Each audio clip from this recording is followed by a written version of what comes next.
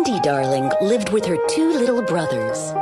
Taking good care of John and Michael, she was like their mother. She'd tell them bedtime stories about Peter Pan and Captain Hook. The adventures she invented were much better than a book. The boys would put on plays and with their swords pretend to fight, in hopes that Peter would come to their window one cold night.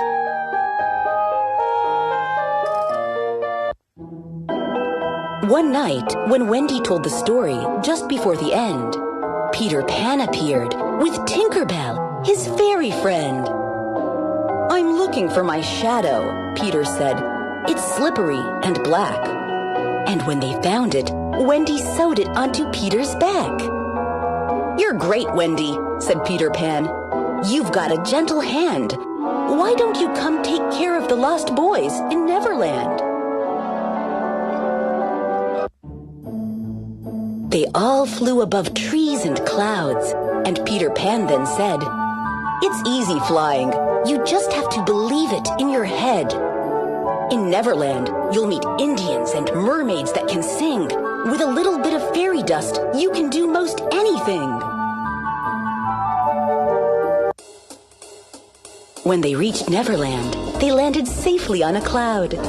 Below them, they saw Captain Hook, his voice raging out loud. "Smee! Prepare the cannon! I will capture Peter Pan!" Peter Pan told Tink, "Take the kids as quickly as you can!" Tinkerbell took the Darling children to a big house in a tree. It's where the lost boys lived and hid from Captain Hook and Smee. "It's time to meet some friends of mine," said Peter. "Take my hand. Wendy, Michael, John, meet the lost boys of Neverland. She's here to be your mother, boys, and read stories every night. So please behave yourselves and treat our visitors just right." Then suddenly a boy yelled, "Peter Pan, you must come fast! Captain Hook's got Tiger Lily, and he's tied her to the mast!"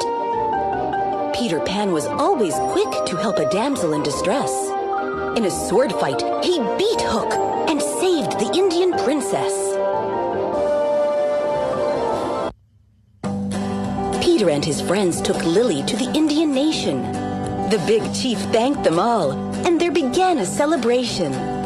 They danced around the fire, and on cakes and sweets they fed, till Wendy said, "Come on, my boys, it's time to go to bed."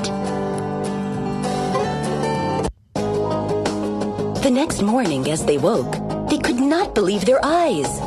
Right outside the treehouse was a terrible surprise.